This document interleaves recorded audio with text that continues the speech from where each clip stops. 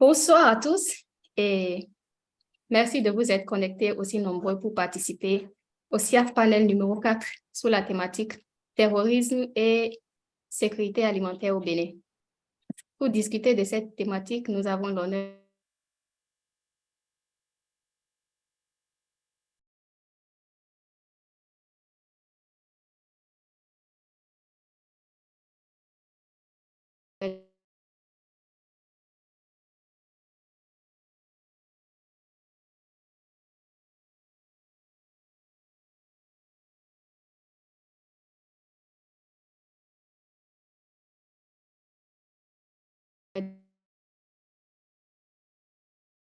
Docteur, on ne te reçoit pas, on ne te reçoit plus.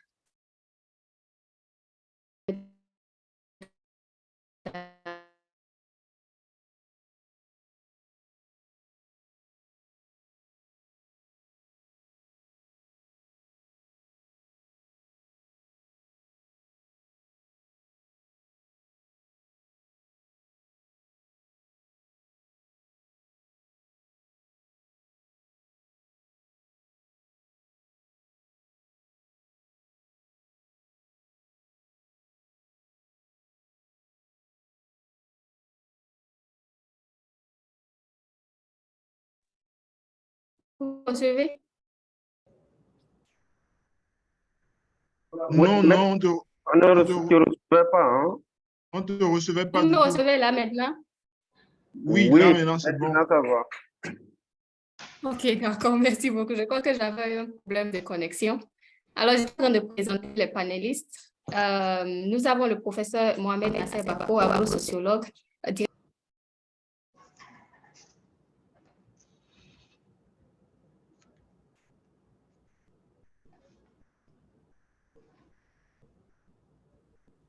et vice-recteur chargé de la recherche à l'Université de Parakou. Le directeur, le docteur Élisée Maoussi, expert en sécurité alimentaire, nutritionnelle et système alimentaire, et M. Steve Roda, CEO d'Afrique Céréales Group, analyste des chaînes de valeur. Merci, chers panélistes. Sans plus tarder, on a accusé un peu de retard. Je vais demander au directeur scientifique SIAF de nous dire son mot d'introduction avant qu'on ne commence notre panel de discussion. Merci beaucoup. J'espère que vous me recevez. Oui, très bien. Très bien. Merci beaucoup, Madame la directrice du groupe de recherche sur l'agriculture, l'environnement et le climat. Mesdames et messieurs les directeurs des groupes de recherche du CIAF, mesdames et messieurs les professeurs, chers participants, le CIAF s'honore ce soir de votre présence à cette quatrième édition des CIAF Panel.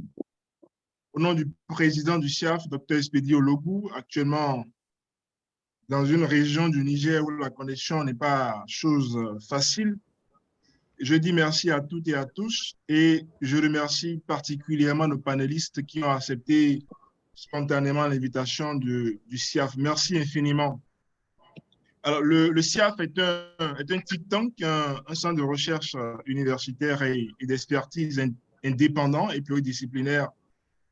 C'est un espace intellectuel de recherche qui contribue au renouvellement de la pensée sur l'Afrique, mais à partir d'un lieu privilégié d'observation qu'est le Bénin.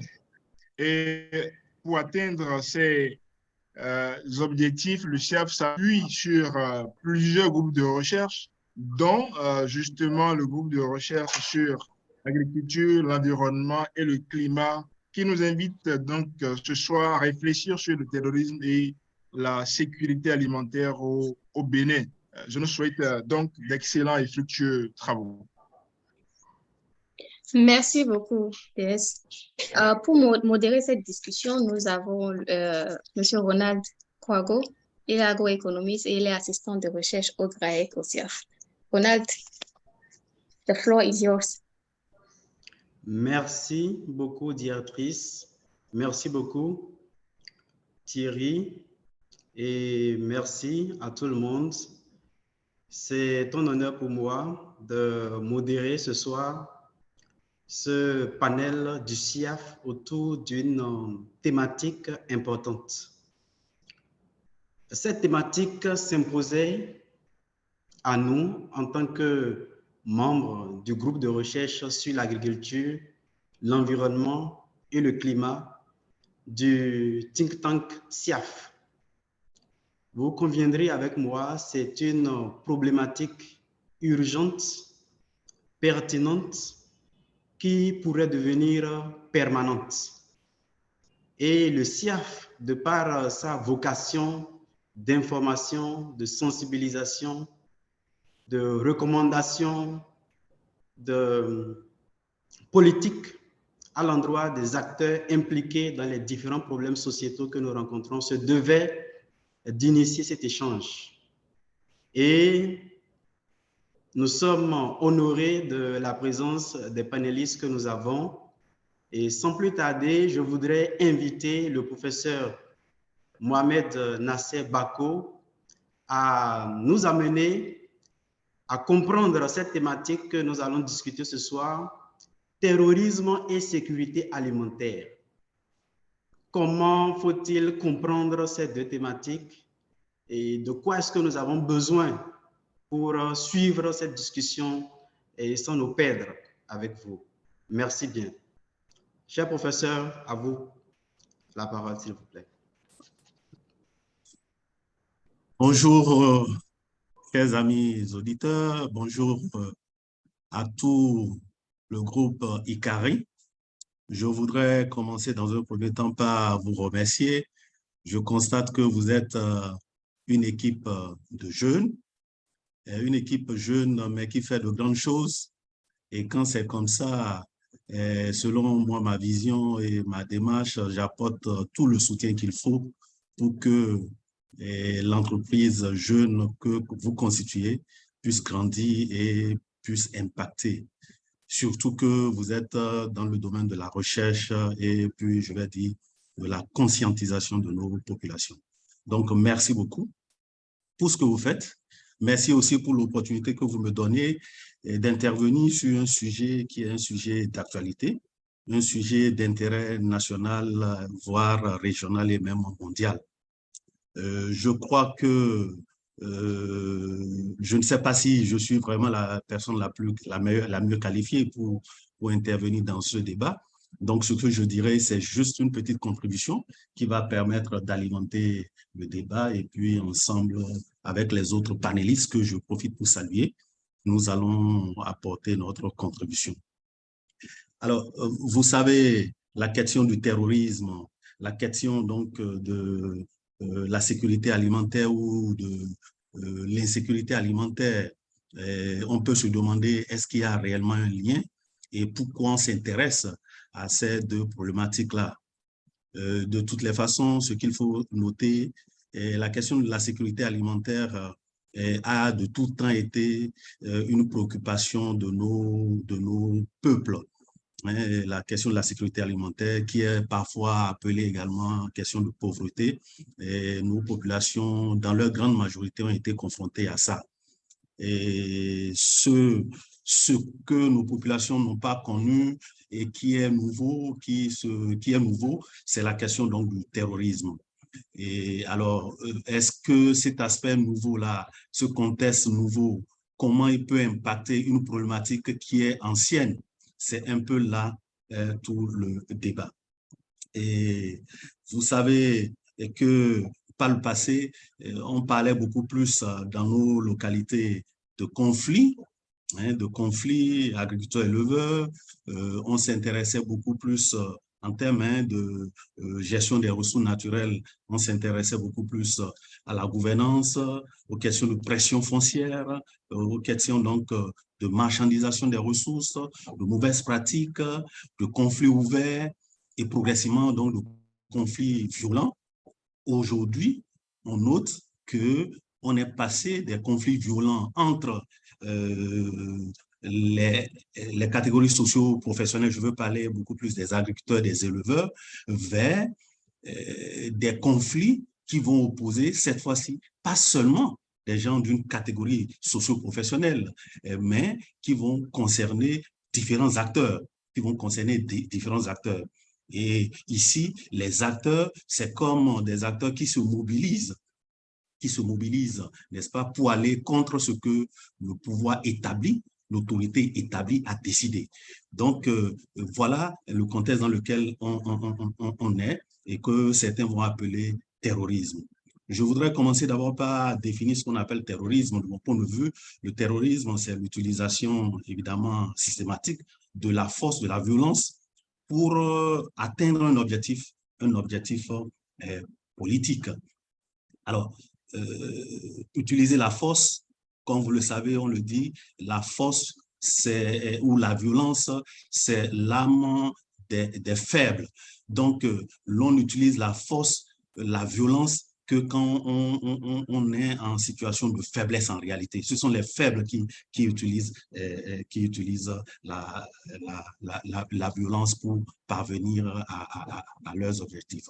Et donc, on se retrouve dans ce contexte-là et ce nouveau contexte, évidemment, va changer les paradigmes, ça va changer la gestion pacifique qui était connue des ressources. Alors, ce nouveau contexte va s'ajouter à ce qui était déjà connu. Vous savez, nos populations étaient confrontées au changement climatique, elles étaient confrontées à la baisse de la fertilité des sols, elles étaient confrontées à de faibles appuis donc, du pouvoir étatique, etc. Donc, à cet ensemble, je vais dire, de contingences, va s'ajouter la question donc, du terrorisme.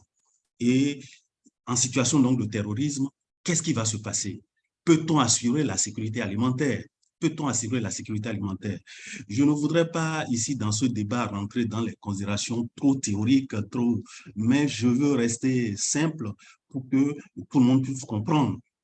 Donc, pour me résumer ou pour recentrer le débat, est-ce que dans ce nouveau contexte qui caractérise notre environnement, nouveau contexte qui est marqué par l'utilisation de la force pour atteindre un objectif, est-ce qu'on peut continuer à nourrir nos populations? Est-ce qu'on peut continuer à garantir, à garantir ce dont les populations ont besoin pour leur développement? C'est en ces thèmes que le débat se pose. Et je crois que si, en situation normale, les États n'ont pas pu assurer la sécurité alimentaire, quand je dis en situation normale, en situation de paix, de quiétude, de cohésion sociale, les États n'ont pas pu assurer la sécurité alimentaire pour les populations. Ce n'est pas dans un contexte d'instabilité, dans un contexte où on renonce même à l'autorité donc de l'État, n'est-ce pas, en situation de non-État, qu'on va établir donc la sécurité alimentaire pour les populations. Et soit dit en passant, peut-être le panéliste qui est spécialiste de sécurité alimentaire va beaucoup plus revenir là-dessus en termes donc d'indicateurs de piliers donc de sécurité alimentaire. On va parler donc de l'accessibilité, de l'utilisation donc de la ressource, n'est-ce pas, de la stabilité de la ressource et ces différents piliers donc de sécurité alimentaire que constituent l'accessibilité, l'utilisation, n'est-ce pas? Et puis, tant que si on se retrouve dans un contexte où la paix, où la politique n'est pas stable pour garantir cela, il est clair que ces éléments, ces piliers ne peuvent pas être assurés. Et donc, voilà le contexte dans lequel on est et ça peut faire craindre que la situation s'aggrave. Ça va faire craindre que la situation s'aggrave. Je rappelle donc que dans ce contexte d'utilisation de la force où on ne connaît même pas les motivations, on ne connaît même pas les mobiles, parce que en termes de typologie des formes de terrorisme, j'ai l'habitude de dire que par le passé, on connaissait le terrorisme identitaire ou religieux. Ensuite, du terrorisme identitaire ou religieux, on va passer à aujourd'hui à un terrorisme qui est beaucoup plus multidimensionnel, multisectoriel, où les acteurs se demandent finalement quelles sont leurs motivations. C'est des motivations, je vais dire, culturelles, c'est des motivations religieuses, c'est des motivations politiques, c'est quelle motivation? Et quand on fait une analyse plus approfondie, on va voir que les sources ou les revendications que les acteurs ces acteurs terroristes projettent, ces motivations sont de plusieurs ordres, Et quand c'est comme ça, il est difficile de leur donner satisfaction, il est difficile de se mettre sur une table et de discuter. Donc voilà le contexte dans lequel on est et qui, de mon point de vue, est véritablement inquiétant et doit interpeller tous les acteurs, aussi bien les acteurs de la société civile, les acteurs de la recherche, la population tout simplement. Chacun doit contribuer à réfléchir et à trouver donc des solutions à cela. Parce que, comme je l'ai dit, le contexte il est nouveau, la préoccupation elle est très grave. Et puis, tant que nous allons continuer à faire semblant, je crois que progressivement, ce terrorisme-là va quitter évidemment les zones protégées, les espaces protégés pour arriver même dans nos chambres, dans nos lits. Donc, il est important que la mobilisation soit là. C'est véritablement important. Actuellement, les terroristes sont beaucoup plus localisés dans nos forêts classées, dans nos réserves naturelles, etc. Mais il faut savoir que... Oui. Et j'interviens juste pour vous rappeler que vous avez encore 2 minutes. Merci. D'accord, merci beaucoup. OK, donc je crois que je n'irai pas plus loin que cela. Certainement que j'aurai le temps de revenir et puis de développer beaucoup plus ces aspects-là. Merci beaucoup. Je dois résumer en disant que notre maison brûle et nous regardons ailleurs. Et il est temps, évidemment, que nous nous intéressons pour trouver des solutions. Merci. C'est bon, je vous retourne la parole. Merci, professeur, pour ces balises que vous avez posées pour nous. Et je pense qu'il y a plus de lumière maintenant sur cette thématique. Je vais donc, sans contour, inviter le deuxième intervenant, M. Steve Roda, à intervenir. Merci, Steve. Si vous êtes connecté, vous voudrez bien prendre la parole. Merci beaucoup. OK, merci beaucoup à tous. Je me représente, c'est Steve Roda. Je suis CEO, cofondateur de l'entreprise Afri Cereal Group. Afri Cereal Group, c'est une entreprise agritech qui est spécialisée dans 3 grands domaines. la mécanisation des opérations agricoles, l'assistance technique des producteurs et la mise en relation de tous les acteurs de des chaînes de valeur des filières céréales. Et donc, bien évidemment, pour introduire ma présentation, je vais d'abord dire merci au professeur qui a planté le décor, donc qui nous a fait bien rentrer dans le sujet. Et je vais partir déjà de l'image que vous avez devant vous, pour essayer de faire, en fait, de partager la cartographie, en fait, de la menace terroriste au Bénin pour aboutir à ce que fait Afrique Céréales et quelle est aujourd'hui la menace sur la sécurité alimentaire au Bénin. Donc, sur l'image, vous voyez bien la bande rouge, c'est un document de la GIZ qui présente la situation sécuritaire aujourd'hui au Bénin. La bande rouge présente la zone à risque aujourd'hui au Bénin. Donc, quand on regarde la partie gauche qui caractérise les communes de Kobli, Materi, Tangueta, Kérou, c'est le côté Banikwara, c'est le côté qui fait frontière avec le Burkina Faso. Et donc, quand vous avez Karimama, Malanville, c'est la partie qui fait frontière avec le Niger.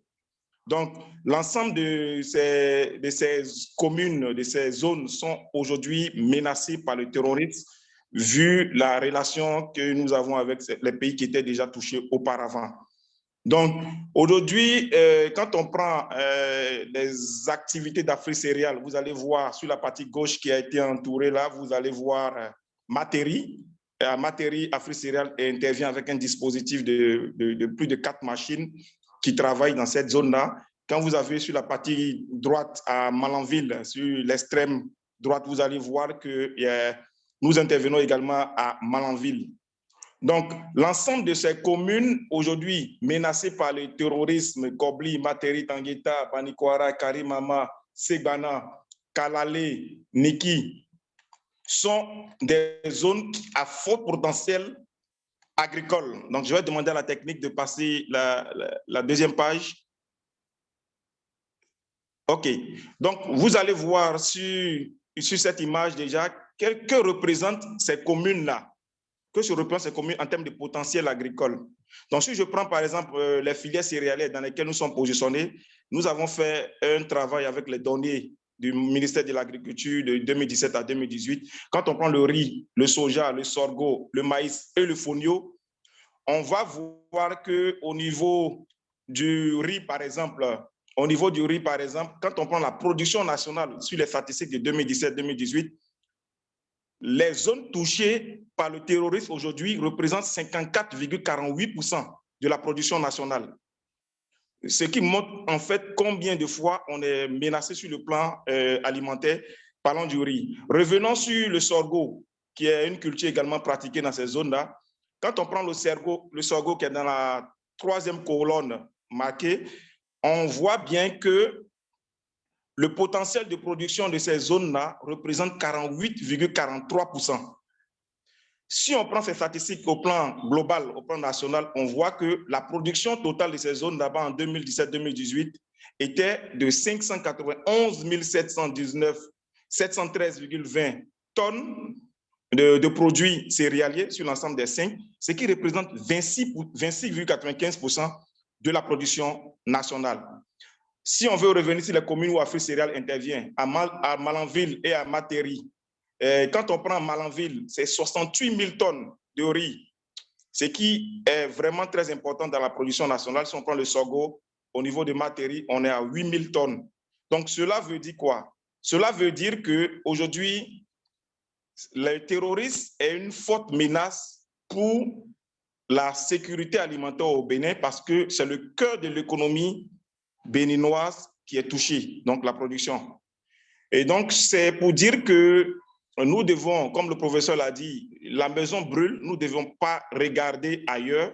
Nous devons vraiment faire en sorte que cette solution soit vraiment réglée d'urgence. Et dans le cas où on n'a pas une solution immédiate, il faudrait vraiment s'attaquer à un certain nombre de choses, notamment les questions de technologie. Aujourd'hui, la technologie nous permet aujourd'hui, et c'est ce qui est en train de faire Afrique Céréales Group, nous n'avons pas la possibilité, et vous allez voir également que ce sont les zones qui sont restreintes aux bailleurs, aux partenaires, mais on a la possibilité d'utiliser la technologie pour vraiment aller aider les producteurs, aller sur place, continuer à produire, parce que quand on parle de terrorisme, le terrorisme tient sa source en fait dans la pauvreté. Donc, ces jeunes qui sont recrutés par les extrémistes violents sont des jeunes qui sont en quête d'emploi, qui sont certainement des chômeurs. Vous allez voir que les zones qui sont aussi à risque sont les zones frontalières où sont souvent délaissées par les structures étatiques dans beaucoup de pays. Donc, ça veut dire que nous devons vraiment réfléchir, se mettre ensemble, parce que ce n'est plus une question du Bénin, ce n'est plus une question seulement d'un pays. Il y a le Niger à côté, il y a le Burkina Faso à côté. Nous pensons vraiment qu'il faut vraiment une synergie d'action pour qu'on puisse régler cette question. Au niveau d'Afrique céréale, nous avons déjà investi beaucoup d'équipements dans ces zones-là. Ce sont les zones où on travaille à faciliter la tâche aux producteurs, aux jeunes qui sont, parce que beaucoup de jeunes dans cette région-là ont eu de l'emploi par rapport à nos interventions. Je disais tout à l'heure qu'on a investi plus de 10 millions de francs CFA à Materi, parce qu'on a 4 machines, on a d'autres équipements où des jeunes travaillent. Et aujourd'hui, nous sommes confrontés à une difficulté, puisque Porga, qui représente la zone où on a le plus grand potentiel en termes de production, où nos machines peuvent travailler, il est pratiquement impossible. On a interdit nos agents d'aller vers ces zones-là. Donc, aujourd'hui, on est obligé de replier, de changer de stratégie pour s'adapter. Et donc, c'est dire également que la menace, elle n'est pas seulement au niveau des populations de Materi, c'est également au niveau du chiffre d'affaires de l'entreprise, c'est au niveau de l'économie locale de ces zones-là, c'est au niveau également de la création d'emplois qui est fortement menacée. Donc, je pense que dans les points qui vont venir, on va peut-être voir quelles sont les approches de solutions pour qu'ensemble, on puisse booster ce terrorisme hors de nos frontières. Je vous remercie.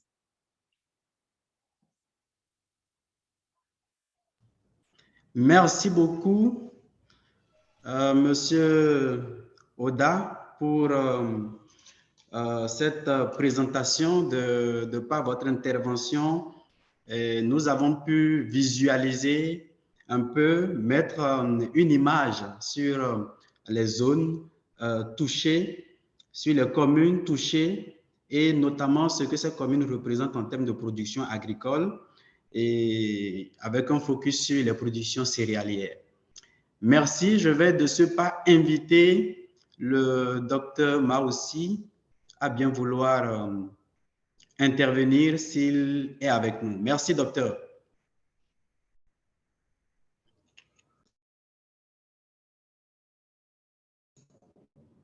Allô, vous me recevez? Oui, oui, on vous reçoit. D'accord, merci beaucoup. Bonsoir à tous. Je tiens, tout comme mes prédécesseurs, à remercier sincèrement nos chers amis qui ont voulu nous inviter à partager le très peu d'expérience que nous avons avec l'ensemble de la communauté ici présente. Je remercie aussi sincèrement le professeur Bako, qui est un professeur aux côtés duquel nous avons aussi appris beaucoup. Merci beaucoup, cher professeur. Alors, je vais commencer par reprendre quelques mots du professeur quand il parlait de... Eh bien, le contexte est bien posé. Il a parlé de la force et de la violence. Et au niveau des contingences évoquées, les plus récentes, c'est la crise de Covid-19 et la crise de l'Ukraine, qui n'étaient pas évoquées, mais qui ont eu un impact assez significatif sur toutes les interventions qui sont en train d'être menées au niveau des différentes communautés. Je peux confirmer que la maison brûle. Comme le professeur l'a dit, la situation est vraiment critique parce que les différents départements, je vais peut-être parler beaucoup plus en termes de départements, les différents départements concernés, que sont la Takura, la Liborie et la Bobo, sont des départements qui, dans l'ancien rapport de l'analyse globale de la vulnérabilité de la sécurité alimentaire et nutritionnelle au Bénin montrait que ces zones étaient des zones à risque beaucoup plus. Je dirais que la Takura était carrément dans le rouge avec les contingences que le professeur avait déjà citées. Et si ces zones aujourd'hui se retrouvent encore avec ces contingences, du moins, on est en droit de s'inquiéter. Et là, je peux aussi confirmer que le nouveau document de l'analyse globale de la sécurité alimentaire, de la vulnérabilité de la sécurité alimentaire et nutritionnelle et des systèmes alimentaires au Bénin, qui est déjà réalisé, finalisé et qui est en cours de validation par la présidence de la République, confirme que les tendances se sont relativement aggravées ou est restée relativement stable. Et cela nous donne encore de raisons de s'inquiéter davantage. Et pour ça, je vais apporter quelques informations en termes de la cartographie que nous avons réalisée au niveau de la GIZ en ce qui concerne les acteurs et les interventions au niveau de la sécurité alimentaire et nutritionnelle au Bénin. Il est clair que chaque organisation est positionnée suivant des zones spécifiques données et suivant des thématiques spécifiques données. Et il ressort clairement que le département, par exemple, de la Liborie est le département qui bénéficie de 29 actions prioritaires. Quand je parle des actions prioritaires, c'est des actions qui sont définies par le mouvement SON et dont, entre autres, je peux parler de l'éducation nutritionnelle, l'élevage des animaux, l'aquaculture, l'intensification durable, la production agricole et autres. Et si la situation se présente comme ça aujourd'hui, inévitablement, les incidences seront, comme le professeur l'a déjà dit, l'a abordé tout à l'heure, la question de la disponibilité alimentaire sera affectée par la baisse de la production agricole. Autrement dit, à ce niveau, tous les facteurs de production, que ce soit la terre, la mobilisation de la main-d'œuvre et la mobilisation des ressources financières seront affectés. Il y a quelques cas précis dans la zone de la Takura, je dirais, où des producteurs qui ont des terres à des endroits donnés, à des zones qui sont aujourd'hui encouragés de ne pas accéder, ces producteurs sont obligés de laisser les terres qu'ils ont dans ces zones. Ou si, entre-temps, ces producteurs avaient des intentions d'intensifier leur production par l'augmentation de la superficie, ils ne sont plus à même d'aller chercher de nouvelles terres dans des zones peut-être relativement loin de leur lieu d'habitation. Et cela pose un sérieux problème. Et au même moment, les jeunes de la localité, si c'est ça l'on dit, ces jeunes qui sont beaucoup plus utilisés par le système qui est en place et qui est en train d'empêcher l'évolution normale des choses, c'est ces jeunes qui sont beaucoup plus, qui devraient servir de la main-d'œuvre dans ces champs, c'est eux qui sont encore utilisés par, je ne dirais pas les djihadistes, mais les hommes de mauvaises intentions pour pouvoir créer des troubles dans les localités. Et donc, au même moment, les producteurs ne sont pas en mesure d'accéder à leurs terres pour travailler. Ils ne sont pas en mesure d'avoir les ressources, les inputs qu'il faut pour pouvoir travailler. Ils n'ont pas la main-d'œuvre pour pouvoir travailler. Inévitablement, la production risque d'être baissée. Alors que c'est des zones, comme le prédécesseur l'a dit, par exemple, la Takura est considérée comme le grenier en termes de la production agricole du Bénin. Et donc, c'est cette situation qui prévoit actuellement, si on ne prend pas grave, ça risque de nous créer de sérieux problèmes d'ici à là. L'autre incidence que je vois aussi, c'est la diminution d'appui technique ou de renforcement de capacité des acteurs à la base, c'est-à-dire les bénéficiaires des différents projets.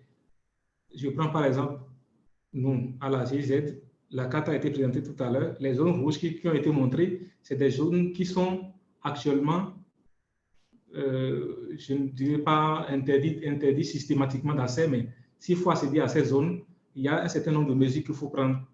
Et comme ça, s'il y a déjà des formations qui sont prévues envers les producteurs, les formations qui sont prévues envers les transformateurs, les formations qui sont prévues envers les acteurs de la société civile et un certain nombre de catégories d'acteurs à la base, ces formations peuvent ne pas avoir lieu si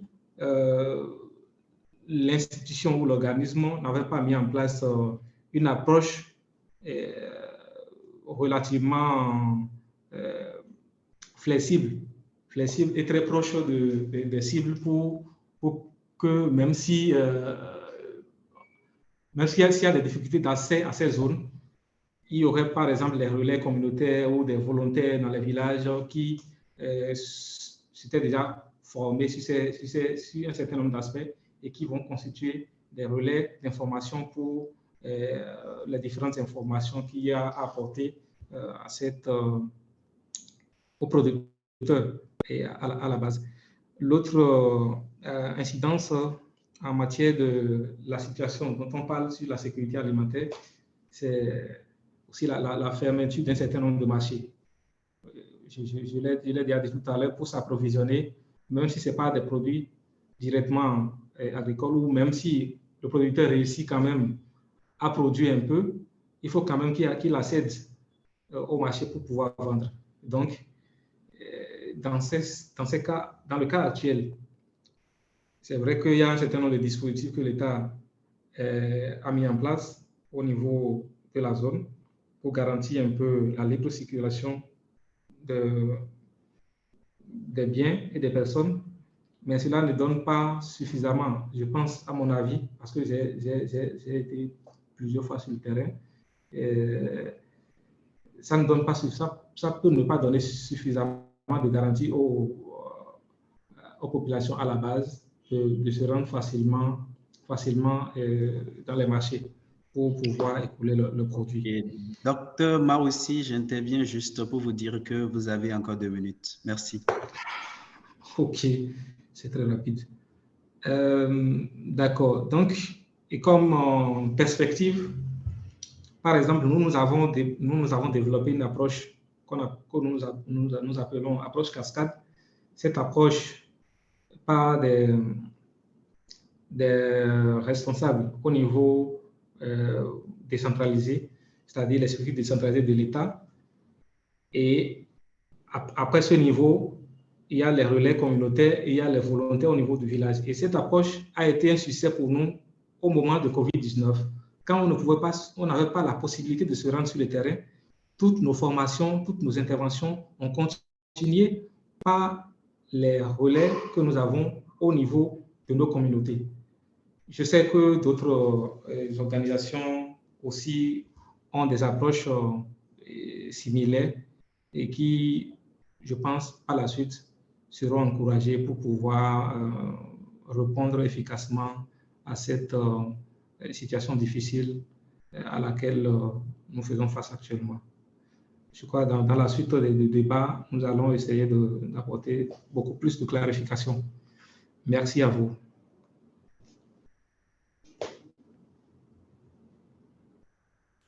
Merci beaucoup, Docteur Maoussi. Et j'aurais bien aimé vous laisser continuer, mais voilà. Et nous aurons l'occasion de vous redonner la parole pour plus de contributions, surtout en termes de recommandations et de perspectives. Et je sais que, comme il est de coutume, les questions attendent et les participants ont écouté et les contributions que vous avez eu à faire et nous avons pu voir de par vos différentes interventions, vos différents profils, un peu différents aspects, différentes perspectives de la thématique. Je voudrais donc vous inviter, chers participants, voilà, nous sommes dans la partie des questions et réponses. Si vous avez aussi des contributions, vous pouvez lever la main et intervenir. Donc, j'ai aussi des questions dans le chat que je vais lire. En attendant, s'il y a une question, on peut y aller. Merci.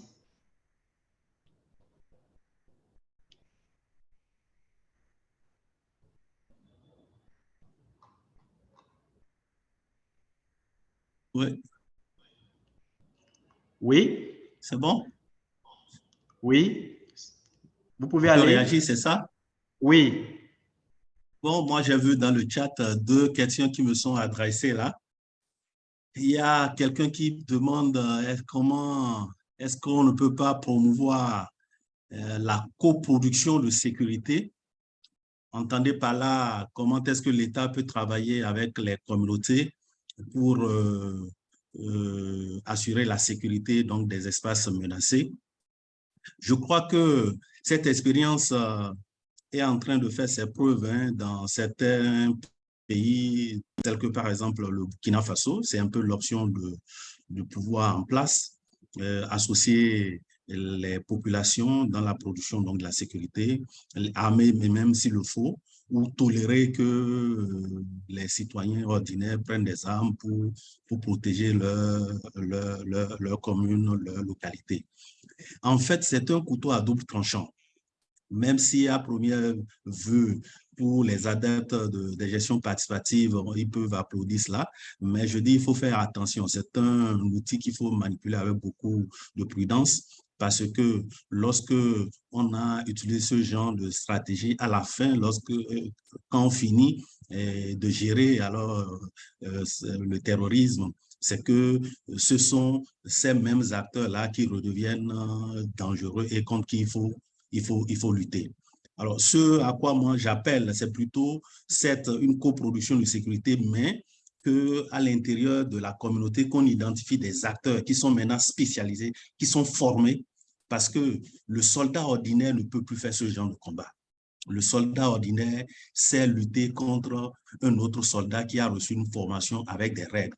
Ici, vous avez des soldats qui sont formés face à des groupes inorganisés, sans règles, qui vont faire la guerre, n'est-ce pas, aux troupes de l'État. Donc, pour ça, on a besoin également de former de nouveaux types de soldats avec de nouveaux outils, avec c'est ce que moi j'appelle peut-être, le concept, on y reviendra. De toutes les façons, c'est un nouveau type de soldat, de militaire.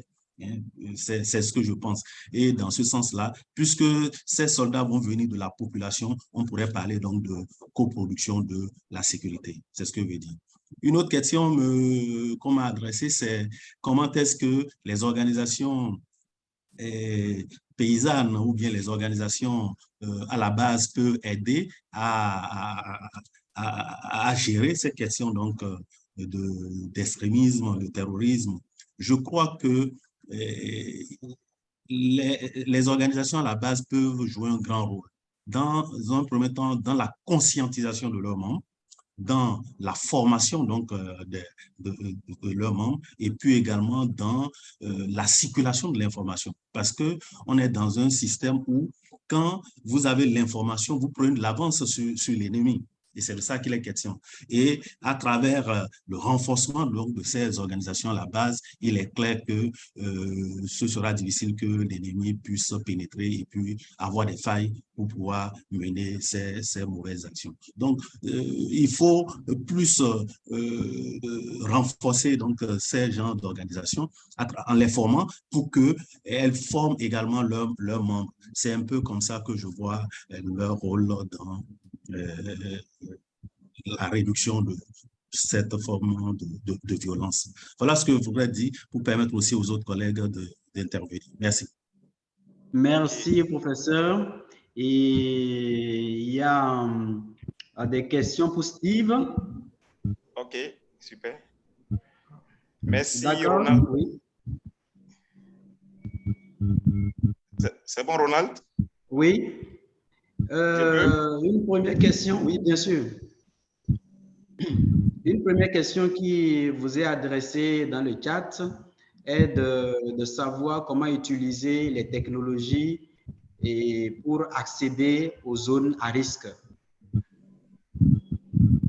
OK, merci beaucoup. Bon, j'ai noté quand même quelques questions au niveau du chat qui revient par rapport aux technologies, par rapport aux actions d'Afrique céréales et Bien par sûr. rapport à comment est-ce qu'on facilite l'accès des jeunes à ces zones-là. Donc, je vais répondre en même temps en bloc à l'ensemble de ces questions-là. C'est bon?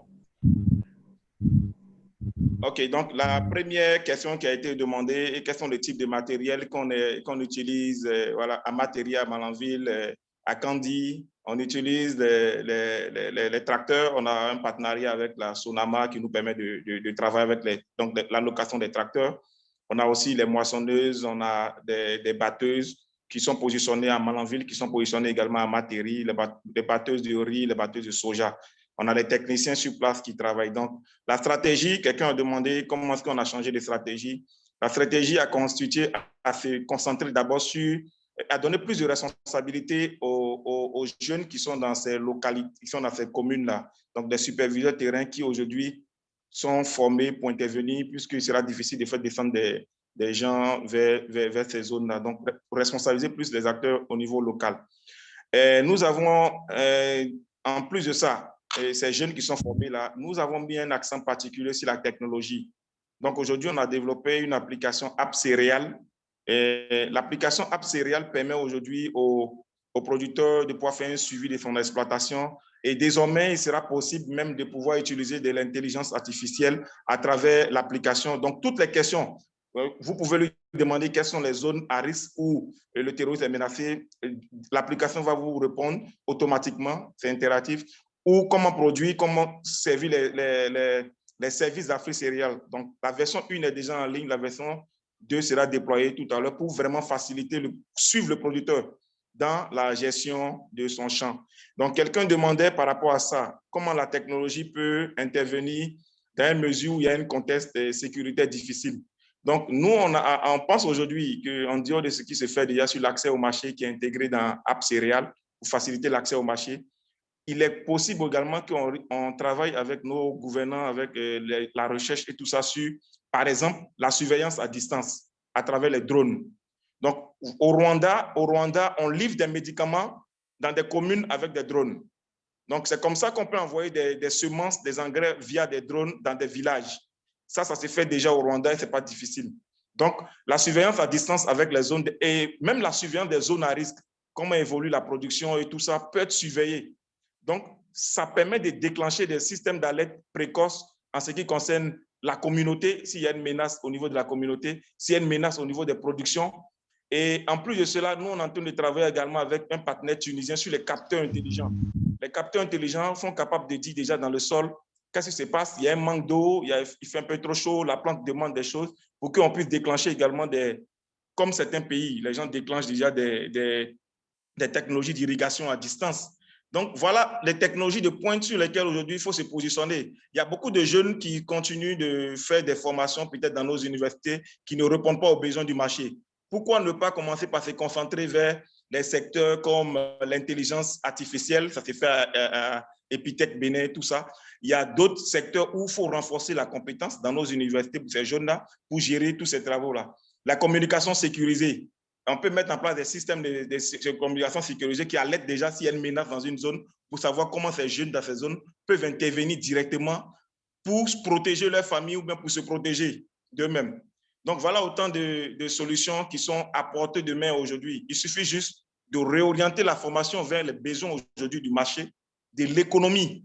Voilà, donc c'est pour répondre en bloc à ces personnes qui ont posé la question. Donc, pour résumer, Afrique Céréales responsabilise les jeunes sur le terrain. On a aujourd'hui les technologies comme App Céréales qui permet aux producteurs d'être autonomes. Donc, on n'a plus besoin de techniciens. Le téléphone devient désormais le technicien du producteur. S'il a un enfant ou bien quiconque qui maîtrise peut l'orienter. Dès le moment où vous mettez la date de semis, il vous dit tout ce que vous devez faire sur l'ensemble de la chaîne jusqu'à la fin. À la fin, vous pouvez demander des machines avec un fournisseur de machines qui est proche dans votre zone. Il va venir vous livrer. Donc, si je suis par exemple à Kérou, quelqu'un a un tracteur à Kérou, nous, on l'intègre sur l'application. Il n'a plus besoin d'attendre un tracteur qui arrive de loin. Il peut voir qui dans la zone immédiate peut lui fournir le tracteur pour faire son travail. Et ça, ce sont les technologies qu'on est en train d'intégrer, qui sera déployée dans quelques semaines. Sinon, la première version est déjà en ligne. Merci. Merci bien, Monsieur Oda. Est-ce que le docteur Maoussi est avec nous? Oui, je suis bien là. D'accord, docteur. Est-ce que vous voulez adresser certains aspects ou les questions dans le chat? Oui, oui, évidemment. Je crois qu'il y a une question qui m'est adressée directement. Mais avant ça, il y a quelqu'un aussi qui demandait les stratégies déployées par le gouvernement et les partenaires pour renforcer les moyens d'existence des populations dans ces zones. Je pense que toutes les interventions actuelles suivant les groupes d'acteurs, je vais parler des systèmes des Nations Unies ou les partenaires techniques de coopération technique, je veux dire, font beaucoup plus dans le renforcement des moyens d'existence.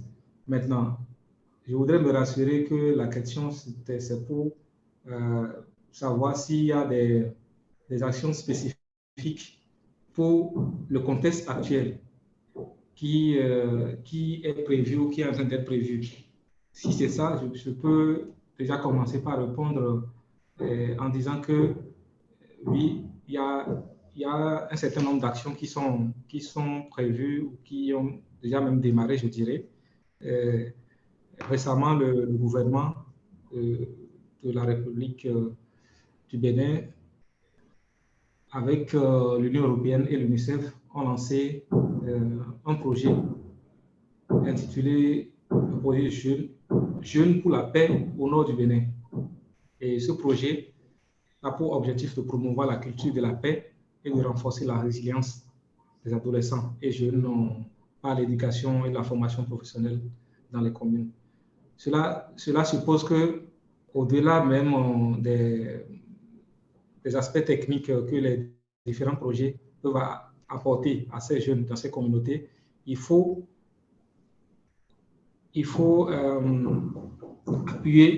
appuyer aussi ces jeunes sur d'autres aspects, notamment les questions de la culture de la paix.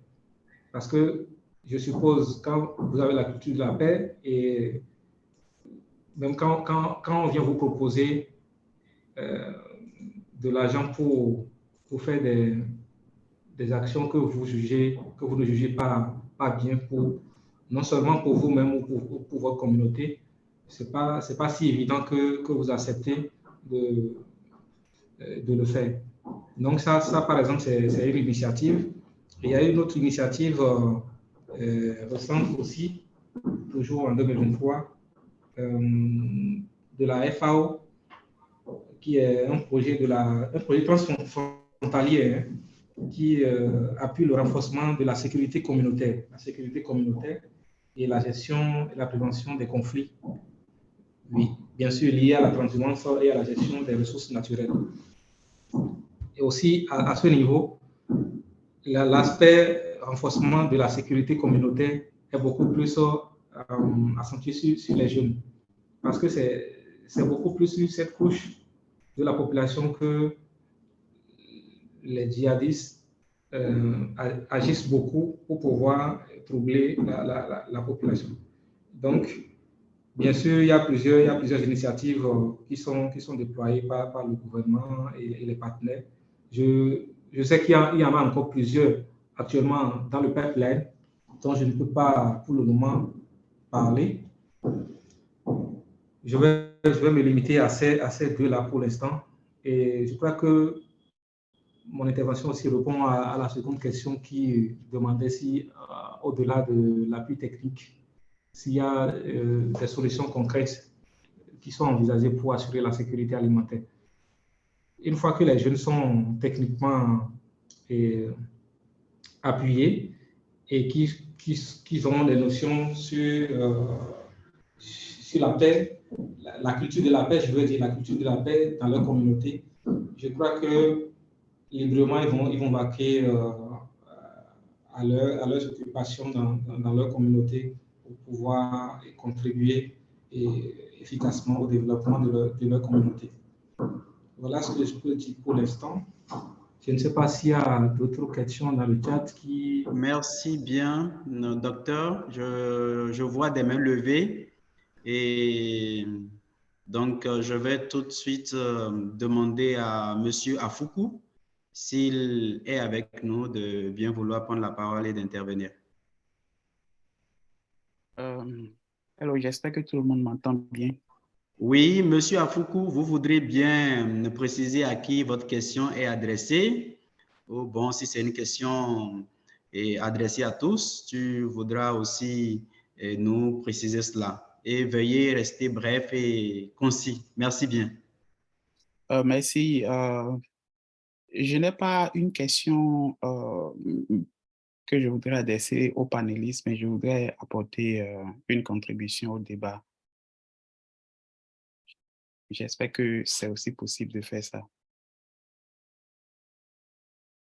Bien sûr, Monsieur Afoukou, vous pouvez aller. Si vous pouvez tenir 2-3 minutes au plus, ce serait bien. Merci. D'accord. Merci beaucoup. Je remercie le groupe qui a initié cette conversation autour de la sécurité alimentaire dans un contexte de, je dirais, de terrorisme. Mais avant de donner mon apport, je voudrais saluer la présence du professeur Bako,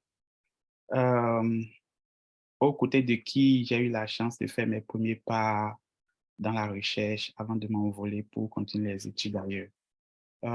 C'est toujours un plaisir de l'entendre, de l'écouter et d'apprendre aux côtés de lui. Ceci étant dit, le terrorisme que nous vivons, je crois, depuis 2 ans déjà dans notre pays, n'est pas un fait nouveau dans la sous-région. Donc, en termes de conséquences sur la production agricole et en termes de stratégie pour réduire ces conséquences, il y a beaucoup à apprendre dans les pays qui ont été déjà ou qui continuent à être impactés par ce mal qui joue sur l'agriculture en général. Et vous avez beaucoup bien précisé comment est-ce que ce terrorisme vient aggraver un peu les effets déjà négatifs du Covid et aussi de la guerre en Ukraine, qui essentiellement joue sur l'offre des intrants. Je vais parler des pesticides et de l'engrais beaucoup plus, et aussi du prix, parce que, par exemple, la guerre en Ukraine a fait augmenter le prix du pétrole, qui, à son tour, a un impact sur le prix de transport de ces intrants des pays de production vers les pays de consommation comme le Bénin, et donc faire augmenter le prix pour les consommateurs d'intrants ici, donc les agriculteurs. Ça, c'est un premier point.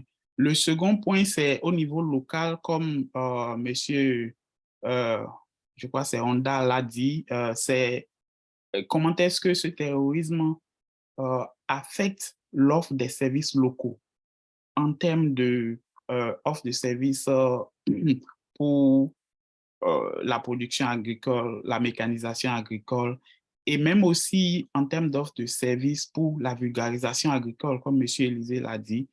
Donc, il y a beaucoup de pression sur l'offre qui était déjà disponible en situation de non-terrorisme et qui n'était déjà pas suffisante. Et il y a beaucoup de pression sur cette offre-là à cause de l'incertitude du terrorisme. Mais je voudrais préciser, ça c'est mon dernier point, que le terrorisme est un fait que nous vivons, est un fait nouveau que nous vivons actuellement au Bénin. Il y a les zones rouges qui ont été cartographiées, mais ces zones rouges, pour la plupart, sont des zones potentielles où le terrorisme pourrait éventuellement pourrait frapper. Et donc, quand je dis potentialité, je dis menace à la production agricole, mais pas actuellement des menaces recensées, des menaces qui ont déjà eu lieu. Et vous savez que... Monsieur Afoko, encore 1 minute. D'accord, merci beaucoup. Vous Merci, savez bien que l'information, comme l'a précisé certains panélistes, est un vecteur aussi de production. Et je voudrais attirer l'attention sur ceux qui peuvent porter un peu plus haut certaines recommandations que nous faisons ici, et que lutter contre le terrorisme, c'est aussi parfois lutter contre les fausses informations divulguées. Vous savez que dans les années 90-2000, les populations rurales véhiculaient l'information à travers les événements sociaux comme les rencontres au marché, les anniversaires, les baptêmes, les funérailles, etc. Mais aujourd'hui, avec l'information qui est beaucoup démocratisée sur les réseaux sociaux, l'information, qu'elle soit bonne ou fausse, elle traverse des contrées très, très rapidement. Et donc, dans les systèmes, dans les programmes de vulgarisation des pratiques agricoles et autres, il faudra qu'ils soient intégrés des modules où il faut apporter la vraie information aux producteurs pour qu'ils puissent réduire l'incertitude dans laquelle les gens vivent. Parce que tant qu'il y a de l'incertitude, les gens ne vont pas vouloir investir dans l'agriculture, et sans investissement dans l'agriculture, effectivement, nous aurons un impact négatif sur la production agricole et donc sur la sécurité alimentaire. Je vous remercie. Merci bien, Monsieur Afoko, pour cette contribution qui aura fait la différence. Merci d'avoir mis de la lumière sur cet aspect de la problématique, l'information. Et je vois aussi la main levée de Monsieur Hébert. Monsieur Hébert, si vous êtes toujours avec nous, vous voudriez bien intervenir.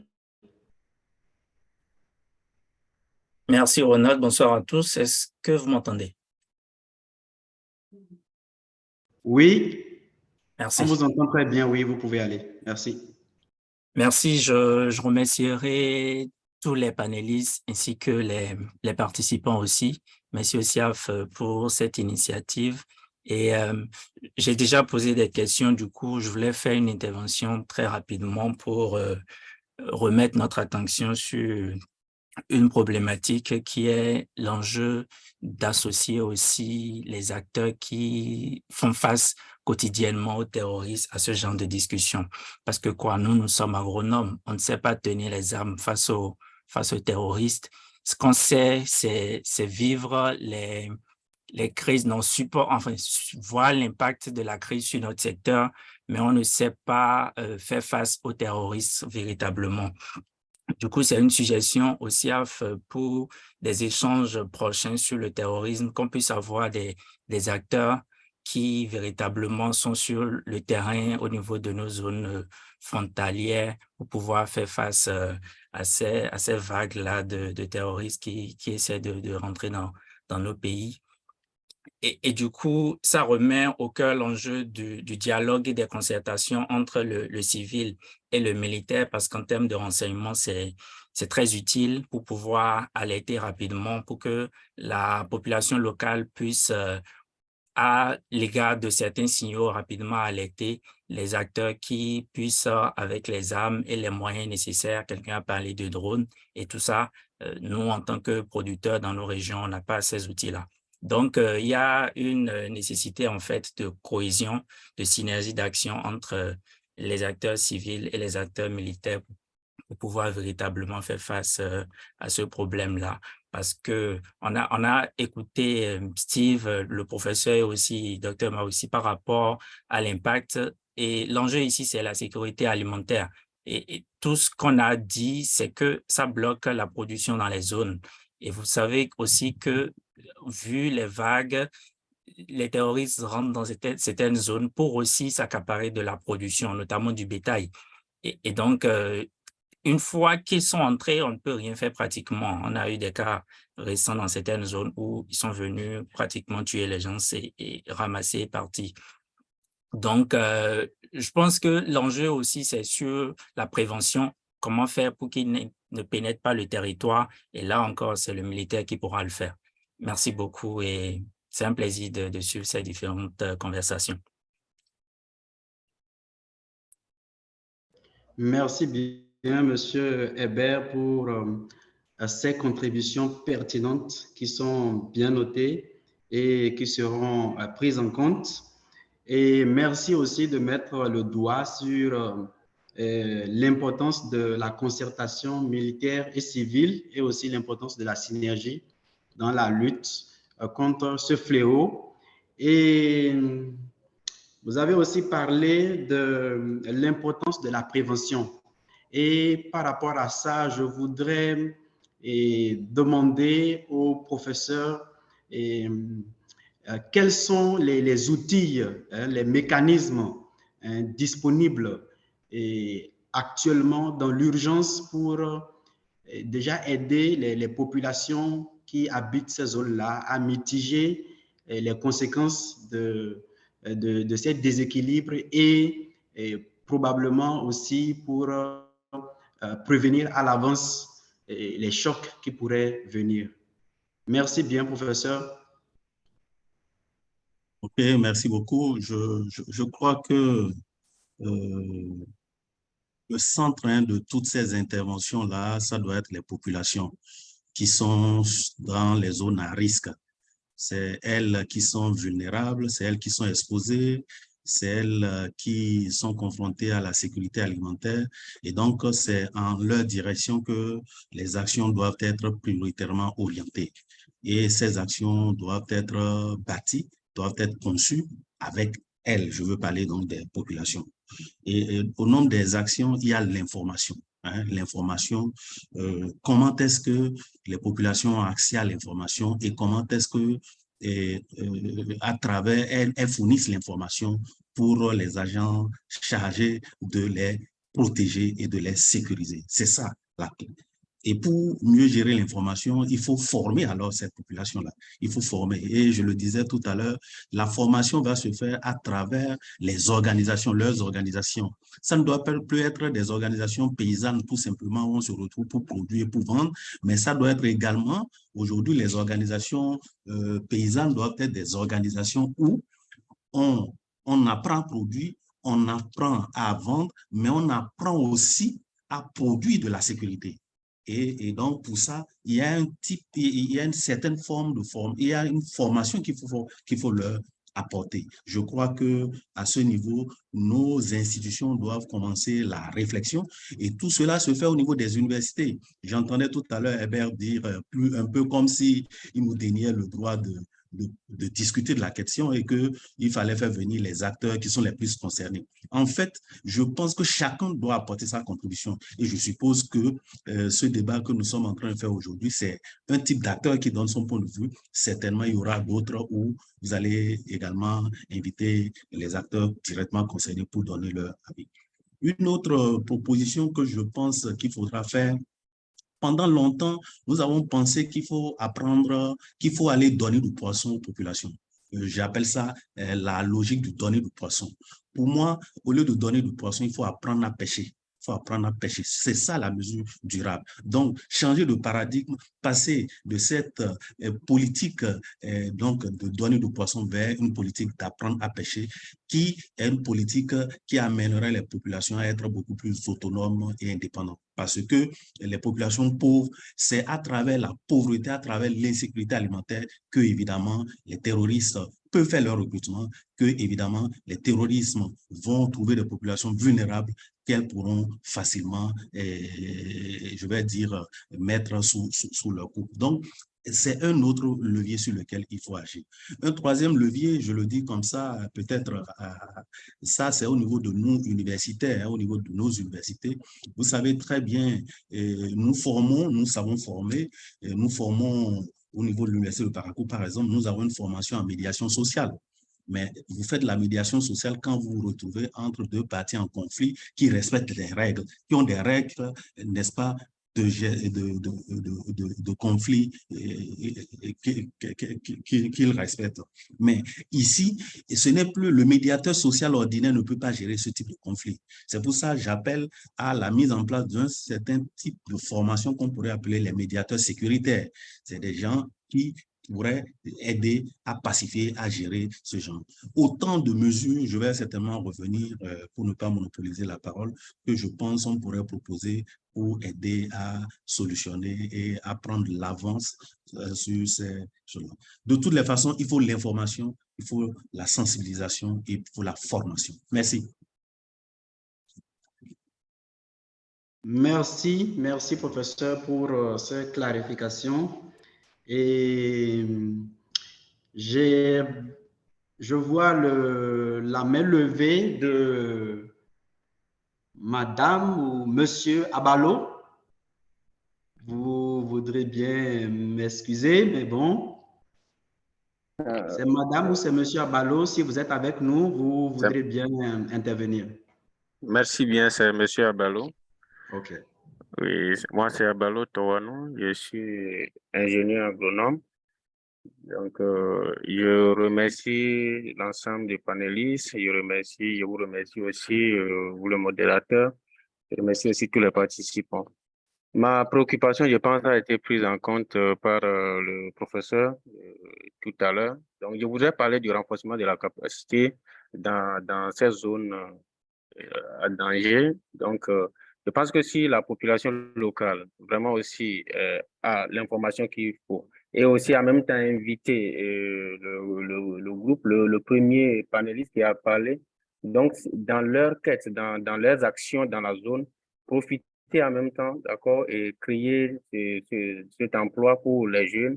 Et une fois qu'il y a la sensibilisation, une fois qu'il y a le renforcement des capacités, et que ces jeunes trouvent de quoi faire, je pense que d'autres ailleurs de l'extérieur ne pourraient pas venir et les tromper avec des miettes pour qu'ils puissent livrer leurs parents, pour qu'ils puissent livrer leurs amis. Donc là, en même temps, on résout à ce problème d'insécurité, et que ce soit au niveau de quoi manger, que ce soit au niveau des déplacements et tout ce qu'il faut faire dans la zone. Donc, c'est un peu ce que j'ai apporté. Merci bien. D'accord, merci. Et je vois aussi la main levée de Monsieur Kokubu Odilon. Monsieur Odilon, vous avez la parole. Bonsoir Ronald, bonsoir à tous les panélistes et aux participants. J'ai juste quelques questions. Je suis pas agronome, mais je pose les questions de manière, en tout cas pour le profane que je suis. Et donc, ma première question qui s'adresse à l'ensemble des panélistes, c'est de savoir de manière concrète comment le terrorisme menace la production agricole et par conséquent la sécurité alimentaire dans le Nord. Est-ce qu'il y a, là je donne quelques exemples pour être plus concret, est-ce qu'il y a des déplacements de paysans en raison de terrorisme par exemple, des bras valides qui rejoignent les groupes terroristes, des interdictions par exemple de production agricole dans les zones rouges ou des produits dont la production serait interdite par les groupes terroristes, etc., ou des menaces sur les récoltes. Ce sont quelques éléments que je jette comme ça, mais de façon concrète, quelles sont les menaces sur la production agricole dans ces régions-là? Et l'autre chose, pour pouvoir évaluer à quel niveau on peut voir la menace sur la production ou bien la sécurité alimentaire au Bénin. J'ai bien regardé les chiffres projetés par Steve et j'ai envie de lui poser la question de savoir dans ces chiffres quelle est la part destinée à la consommation locale et la part aussi destinée à l'exportation. Cela nous permet de voir quel est l'impact réel sur la sécurité alimentaire au niveau local. Et pour finir, je voudrais poser une question comme ça peut-être en scénario catastrophe, à supposer que l'ensemble des zones rouges citées deviennent intenables et que plus rien ne soit possible dans ces zones, quelles sont les solutions alternatives qui sont imaginées? J'aimerais bien écouter au-delà chacun des panélistes sur cette question, notamment à la fois celui qui est déjà dans des solutions innovantes comme Steve par exemple, ou même l'universitaire, le professeur Bako. Quelles sont les idées déjà imaginées à l'université sur les solutions alternatives à cette question? Merci beaucoup. Merci, Monsieur Koukougou, pour ces questions intéressantes. Je pense que sans plus tarder, je vois beaucoup d'autres mains levées. Je vais inviter Steve. Monsieur Steve, si vous êtes avec nous, je pense que la première question vous est adressée. OK, merci beaucoup. Je remercie Emmanuel pour sa question. Et commencer par dire comment est-ce qu'elle menace, bon, je dirais, le témoignage de l'an dernier. Et quand on prend Matéri dans l'intervention d'Afrique céréales avec la mécanisation des opérations de moisson et de battage, Porga est la zone où il y avait beaucoup plus de production du riz quand on veut travailler après la récolte. Donc, on n'a pas pu y mettre pied parce que les agents sur le terrain avaient témoigné rencontrer des personnes armées qui les avaient menacées. Donc, on n'a pas travaillé. Donc, ça veut dire quoi? Ça veut dire que soit ces productions sont détruites puisqu'il y a une période où il faut faire la récolte. Donc, si vous ne récoltez pas à temps, soit vous êtes frappé par les feux de ceux qui ont déjà terminé, qui sont en train de brûler le champ, soit il y a les intempéries et donc il y a des producteurs qui ne peuvent pas récolter, qui ne peuvent pas battre et donc qui ont laissé le champ, par exemple, se dégrader. Donc, ça fait beaucoup d'argent perdu. Déjà qu'on avait un tiers de la production en Afrique qui était perdue avec les pertes post-récolte. Donc, 37% de la production africaine est perdue. Donc, en plus de cela, on a encore des pertes qui seront enregistrées. Le fait que les producteurs ont peur d'aller finir le travail qu'ils ont fait. C'est une première remarque. Donc, on a perdu beaucoup de chiffres parce que les machines n'ont pas travaillé dans la zone. Les jeunes qui gagnent de l'argent à partir des prestations qu'on fait n'ont pas pu également avoir de rémunération puisqu'ils sont rémunérés à la tâche.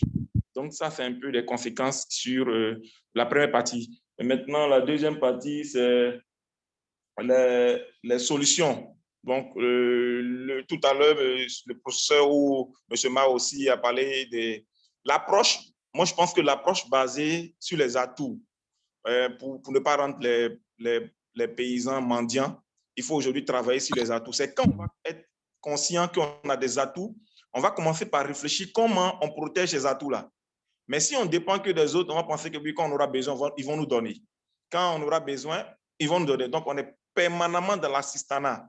Donc, les scénarios catastrophes, si je ne peux pas me déplacer à quelques kilomètres pour aller produire, j'ai vu des jeunes au niveau de Natitengu faire du hors-sol avec des boîtes. Voilà, les boîtes de tomates. Je pense que c'est ingénieux. Je peux faire des productions hors-sol avec des boîtes déjà de chez moi. Si je ne peux pas aller planter de l'autre côté, je peux faire du hors-sol à la maison, de sorte que j'aurai au moins de l'aliment, des maraîchages et tout ça pour déjà. Donc, ça, c'est aussi quelque chose qu'on pourrait exploiter. Après, j'ai parlé des systèmes d'alerte précoce par rapport aux sécurités des communautés, tout ça, pour attirer l'attention quand il y a des dangers, pour prévenir. Je pense qu'il faut plus travailler sur la prévention qu'un scénario catastrophe qui va arriver qu'on ne pourrait plus rien faire. Donc, j'ai des solutions pour la dernière partie de notre intervention. Merci. Merci bien, Monsieur Oda. Oui, professeur, voilà, merci. Non, juste pour rappeler à Monsieur Sekoukoubou, hein, et sa première question m'a intéressé, il dit quel est le lien que nous faisons entre sécurité alimentaire et puis terrorisme. En fait, je veux juste revenir sur les fondamentaux de l'agriculture. Il a dit qu'il n'est pas agronome. Pour nous, pour pouvoir faire de l'agriculture, vous avez besoin de certains facteurs de production. La terre, la main-d'œuvre, c'est-à-dire le travail, le capital, et puis l'information. en situation de terrorisme, les jeunes qui doivent constituer la main d'œuvre pour faire le travail, vous ne les maîtrisez pas.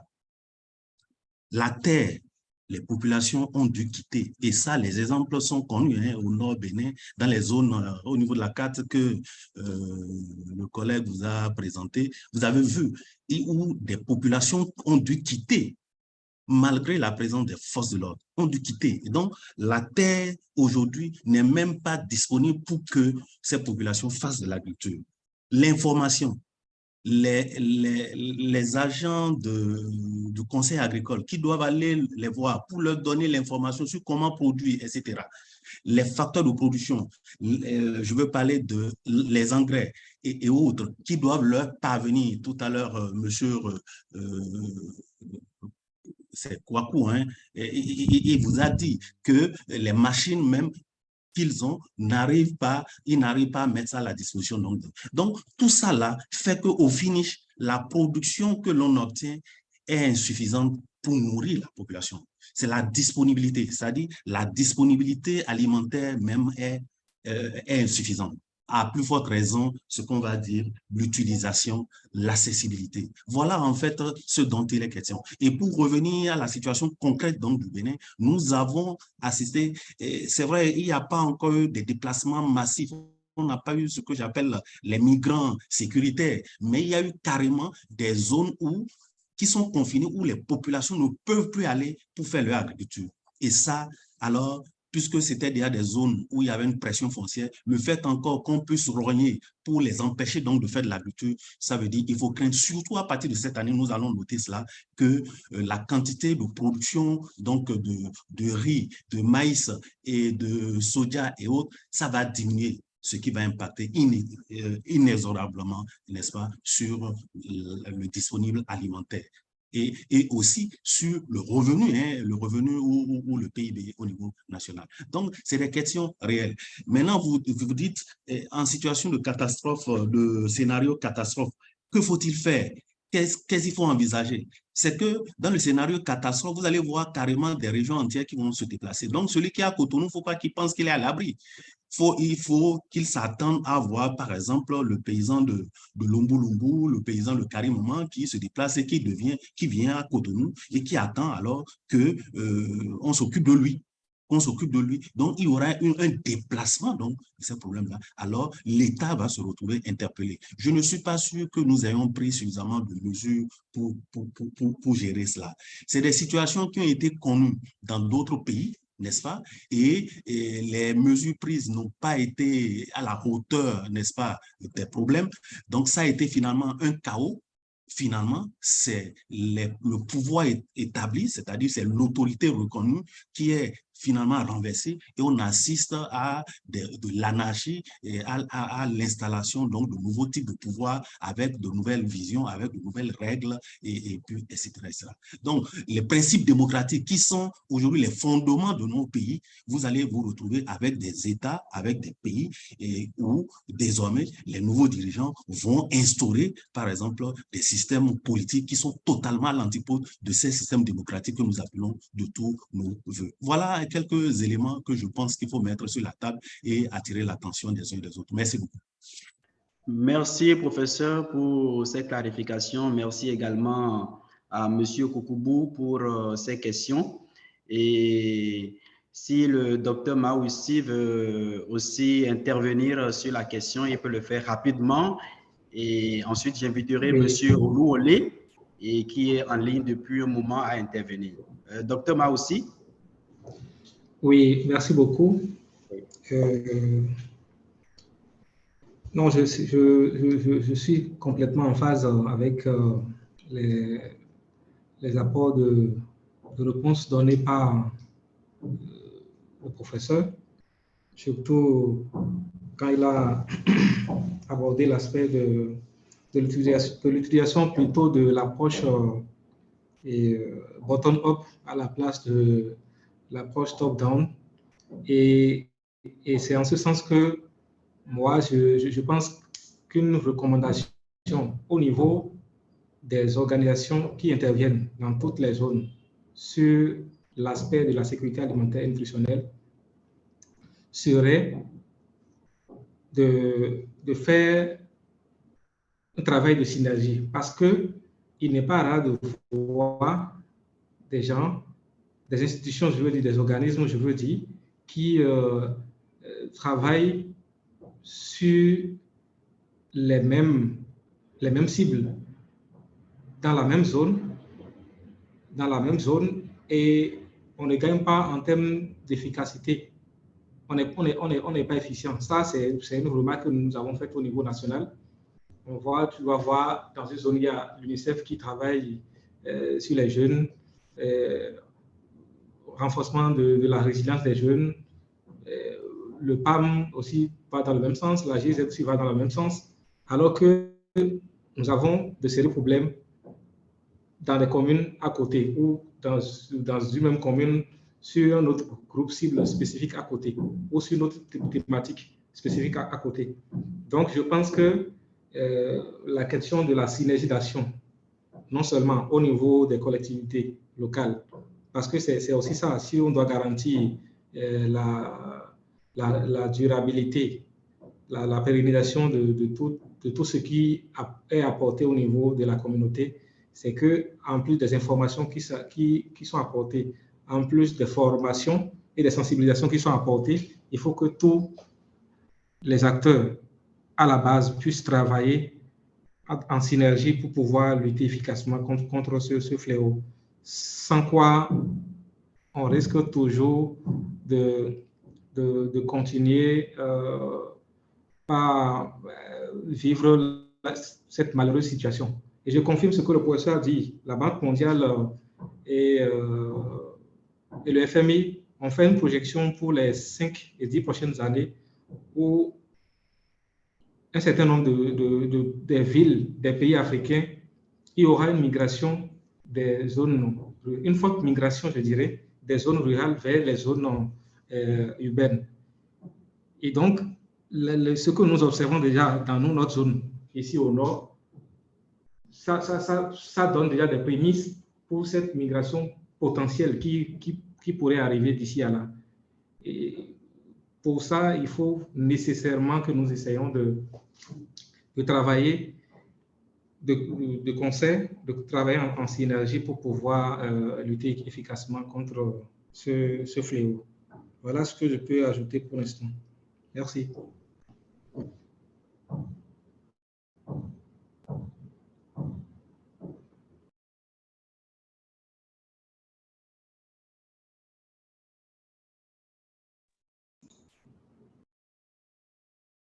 Monsieur Ronald. Alors, il y a Monsieur Isaac Ouibé qui a la main levée. Vous pouvez intervenir. Okay, merci beaucoup. Comme Emmanuel, je suis un profane du sujet, mais j'ai quelques préoccupations. La première, c'est est-ce que le Bénin dispose d'une politique, d'un document de référence, une politique nationale qui met en exergue les différents scénarios en matière de production agricole, en matière de sécurité alimentaire, en cas de terrorisme? Est-ce qu'il y a un document comme ça qui existe et qui prévoit, selon peut-être le niveau d'alerte ou selon le niveau de dégradation de la situation sur le terrain, comment est-ce qu'on gère ou comment est-ce qu'on mitigue la problématique sur le terrain? Ou bien, pour l'instant, est-ce qu'on est, disons, dans un vide? Deuxième question, est-ce qu'il y a des recherches sur le sujet? Est-ce qu'il y a des études actuelles qui sont conduites sur le sujet, c'est-à-dire qui font le lien entre le terrorisme et la sécurité alimentaire et qui permettront peut-être d'éclairer les politiques sur le sujet? Parce que le professeur en intervenant tout à l'heure a insisté sur le fait qu'il y a eu des mesures qui ont été prises dans des pays de la sous-région touchés par le terrorisme et que ces mesures n'ont pas peut-être eu les résultats qu'il faut. Est-ce que peut-être dans nos milieux universitaires, il y a des études pour évaluer ces mesures déjà prises et et voir si on peut les implémenter ici, leur efficacité, le coût, ainsi de suite. Donc, ce sont ces deux éléments-là qui m'intéressent dans le débat, en plus de tout ce qui a été dit. Merci.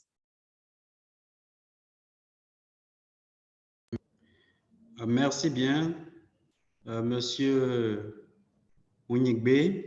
Et professeur, si vous voulez bien intervenir, je voudrais aussi profiter de l'intervention du docteur pour dire que nous pensons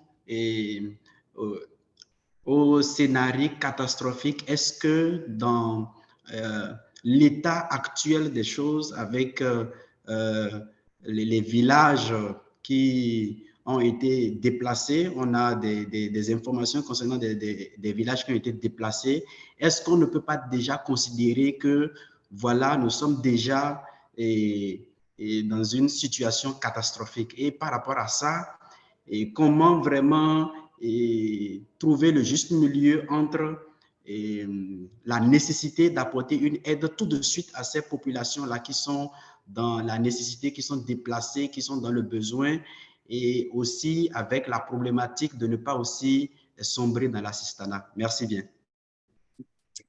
OK. Je crois que est-ce que nous sommes en situation catastrophe? Ce n'est pas à nous réellement de le dire, cela appartient au pouvoir public, hein. C'est l'État, le gouvernement, à travers le ministère ou de l'Intérieur, le ministre de la Défense, qui sur la base d'un certain nombre d'indicateurs vont déclarer que voilà, le Bénin est en état de situation catastrophe parce que tel pourcentage de son territoire est occupé par tel, etc. On n'est pas dans ce cas de figure-là. Et donc, pour le moment, il n'y a pas péril à la demeure. Et cela ne veut pas dire qu'il faut qu'on dorme sur nos lauriers. Il faut plutôt anticiper. Il faut que nous soyons dans une stratégie proactive. Alors, par rapport à la question, je ne sais plus le dernier ou bien l'avant-dernier intervenant là, qui demandait est-ce qu'il y a une politique agricole, une politique de sécurité alimentaire. Je crois qu'il y en a eu tellement. Et le Bénin a vraiment beaucoup innové sur ce plan-là.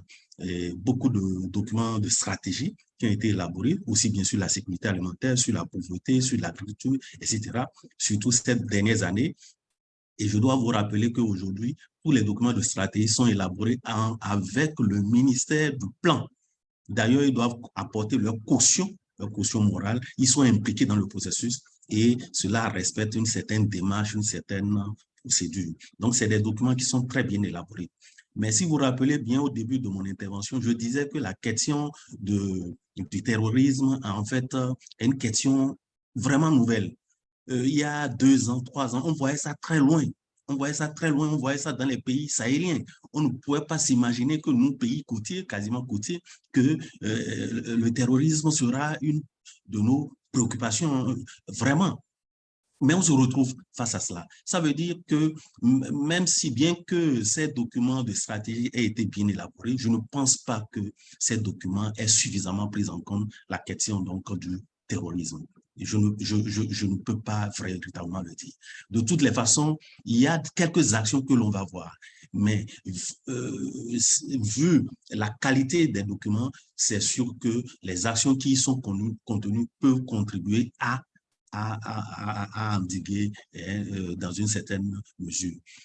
Ce que nous avons à faire, c'est de renforcer ces actions-là pour qu'elles soient vraiment à la hauteur de la menace qui nous guette. Vous savez, nous avons, par exemple, pour ici, on prend le document sur la stratégie agricole, hein, nous avons pensé, en fait, les concepteurs ont pensé à ce qu'on appelle les migrants climatiques. Et par rapport à ça, les actions qu'il faut mener pour pouvoir sédentariser, garder les gens au niveau, c'était fait. Mais les migrants sécuritaires, vraiment, je ne pense pas que ce soit suffisamment fait. Donc, il faut qu'on travaille à cela. Et l'université, en tout cas, a pris sa part de responsabilité. Nous avons commencé des encadrements de thèse dans ce sens-là, pour mieux comprendre, Et dans ce sens, moi, je peux vous dire, j'ai d'ailleurs un étudiant qui est en thèse financé par la GIZ, évidemment, sur ces questions donc, de cohésion sociale autour donc, de la gestion des ressources naturelles. Donc, c'est des préoccupations qui nous intéressent aujourd'hui et des laboratoires se mobilisent pour se donner la main. Pas plus tard qu'hier, j'ai reçu au niveau de mon laboratoire un collègue franco-canadien qui est venu pour faire une communication aux membres de mon laboratoire sur ces questions-là. Et puis, nous sommes en train de réfléchir à un partenariat scientifique avec les collègues du Burkina, de la Côte d'Ivoire, pour monter un programme dans ce sens-là. C'est dire que la préoccupation, elle est là, mais encore faut-il que nos politiques nous accompagnent avec la mise en place de fonds consolidés, n'est-ce pas, de recherche. C'est-à-dire, le gouvernement béninois peut dire, ceci est une priorité pour moi, quelle que soit la situation, nous mettons de l'argent pour que les chercheurs, les enseignants nous trouvent des résultats, nous proposent des scénarios en fonction, ou que ce soit des scénarios catastrophes ou modérés, etc., sur les options, les décisions à prendre. Je crois que c'est ce qu'il faut faire. Et c'est en ce sens-là que des émissions ou bien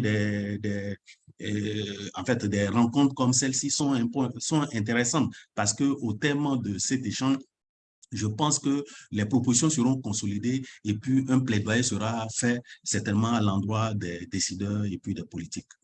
Voilà ce que j'allais dire. Merci beaucoup. Merci bien, professeur. Monsieur Oluwale.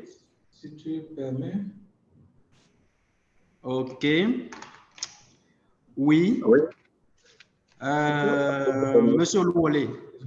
Oui, monsieur Rodad. Oui. Vous pouvez aller pour votre question. Merci beaucoup. Bonsoir à tous les panélistes. Je suis ravi de suivre cette séance, cette réunion en direct. Les discussions vont pêle-mêle, ça m'a beaucoup plu. J'ai suivi tout à l'heure le docteur Maussi sur un sujet que je voulais aborder. C'est par rapport à la synergie de fonctionnement. Monsieur Oluwale. Oui, allô? Veuillez m'excuser, c'est juste pour vous demander de bien vouloir être concis. 2-3 minutes au plus, si possible. Merci. D'accord. Merci beaucoup. Donc, je disais tantôt que le docteur Maussi a abordé un point capital que je voulais en parler. C'est par rapport à la synergie d'action des organisations qui fonctionnent dans le cadre du terrorisme et la sécurité alimentaire. Sur ce, vous savez bien, si on veut sécuriser, on veut avoir une sécurité alimentaire, il faut que sur la chaîne de production, qu'il y ait des actions à mener à chaque étape, à chaque niveau de processus. Donc, on constate souvent que les organisations se stabilisent, bien se positionnent sur un seul aspect ou bien une à deux aspects ou bien du processus. Et là, lorsque quelqu'un me disait tout à l'heure qu'on voit que les paysans produisent et à l'heure de la récolte, les djihadistes ont envahi la zone et n'ont pas pu récolter, ça faisait une perte énorme pour ces personnes-là. Si tant est-il qu'on a constaté cette action-là aujourd'hui et qu'il y a des organisations qui se positionnent à différentes étapes du processus de production. Et là, tel que M. Odé a développé l'application App Céréales, c'est dire un grand pas pour que quelqu'un qui est dans ce souci-là aujourd'hui se voit en mesure de se renseigner auprès de cette application-là et de prendre des dispositions pour que sa culture qu'il a mis en place ne se gâte pas. Qu'est-ce que je voulais demander? Actuellement, quelle est la synergie d'action que le gouvernement et les universitaires pensent ou bien ont mis en place pour que le processus de production pour une sécurité alimentaire soit vraiment garanti? Voilà un peu ma question précise. Merci beaucoup. Merci beaucoup. Merci bien, Monsieur Oluwale. Votre question elle est adressée au docteur Maussi. Oui. Je voudrais de ce pas aussi prendre la question de Monsieur Thierry. Si vous êtes avec nous, vous voudrez bien prendre la parole pour votre question. Comme ça, je retourne la parole aux panélistes et ils pourront adresser les deux questions. Merci. Merci, Ronald. Non, c'est bon. Ma préoccupation a été déjà prise en compte. Merci. On peut peut-être donner la parole à M. Georges Ablon. Oui, bien sûr. Des derniers intervenants pour les questions. Merci. Monsieur Ablon. Oui, merci beaucoup. Je vais être bref. C'est un profane qui prend la parole, hein, et j'ai entendu dans ce débat des choses dont je n'avais jamais entendu parler. Et je voudrais savoir, j'ai beaucoup entendu les mots coproduction de la sécurité, information. Je voulais vraiment savoir comment est-ce que les médias sont associés à la démarche qui permettra de sécuriser, disons, tout ce qui concerne l'alimentaire dans notre pays, puisque ce sont eux qui sont capables à la fois de s'adresser aux populations pour les sensibiliser, pour les informer, mais qui peuvent parler aussi en direction des dirigeants dont on a bien besoin dans ces circonstances-là. J'aimerais bien savoir de quelle façon les médias sont associés. Voilà ma question, merci bien.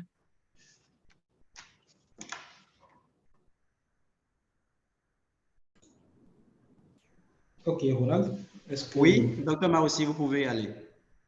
Ok, merci beaucoup. Je pense que je vais peut-être commencer par la toute dernière intervention, en ce qui concerne le rôle des médias. Je crois que les médias ont un très grand rôle à jouer avec tout le développement qui a été fait jusque-là. Il est clair que le rôle de l'information est indispensable.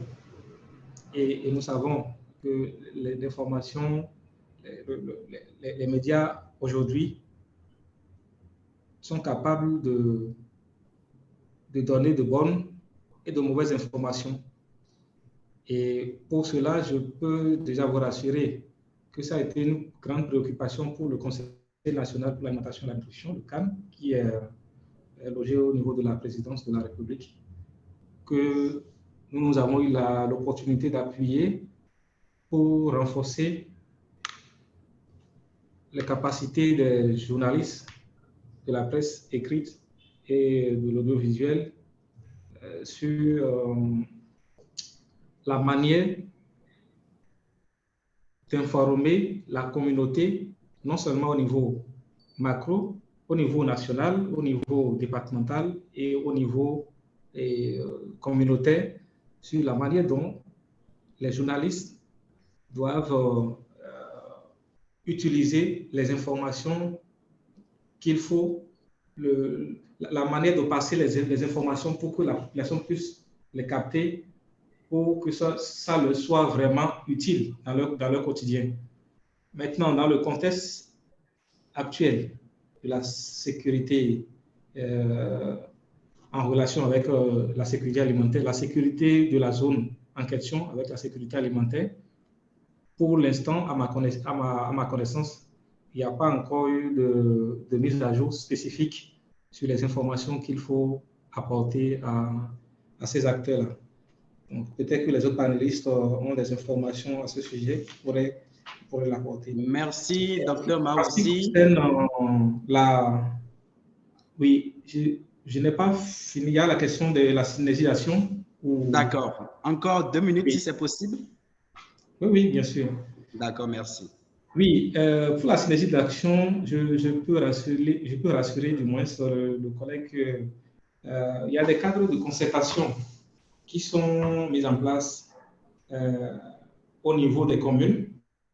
Au niveau de ces cadres de concertation, il y a le ministère de l'Agriculture, le ministère de la Santé, le ministère des Affaires sociales et la société civile et d'autres acteurs à la base communautaire qui discutent de la question de la sécurité alimentaire et nutritionnelle de leur communauté. Et donc, ce cadre, si c'est vraiment fonctionnel dans une commune, dans une communauté, a priori, ça constitue déjà un élément sur lequel on peut s'appuyer pour pouvoir commencer par initier un certain nombre d'actions. Mais je pense quand même que le défi reste encore assez grand parce que la plupart de ces cadres de concertation ne fonctionnent pas vraiment, à part la zone de la Takura, où j'ai eu la chance d'animer un peu ces cadres de concertation. Et les autres zones, je ne maîtrise pas vraiment si ça fonctionne correctement. Donc, c'est ce que je peux partager, en rassurant aussi que le document de politique sur la sécurité alimentaire et nutritionnelle est actuellement en cours de validation. C'est peut-être heureux que depuis 3 ans que le document devrait être validé, ça n'a pas été validé. Et cela coïncide aussi un peu maintenant avec cette situation que nous sommes en train de vivre. Certainement, lors des prochaines réunions que nous aurons de l'équipe technique, on verra au niveau de quel as spécifique du document peut-être insérer quelques idées qui peuvent aller, qui peuvent permettre de définir des programmes par la suite pour répondre à la problématique. Merci. Merci. Merci, Dr Maoussi, et merci bien. Et nous sommes là en train de tendre vers la fin de cet échange. Et je sais qu'il y a encore des mains, mais malheureusement, on ne pourra pas vider la question. Vous l'aurez constaté, c'est une thématique vaste et au fur et à mesure des discussions, nous découvrons d'autres aspects, d'autres acteurs qui pourraient y jouer un rôle important. Et cependant, je voudrais quand même, dans la mesure du possible, demander à nos chers panélistes s'ils peuvent intervenir pour voilà le mot de fin et voilà, dans la mesure du possible, les 2, 3 éléments forts sur lesquels ils voudraient qu'on se quitte après cet échange. Merci bien.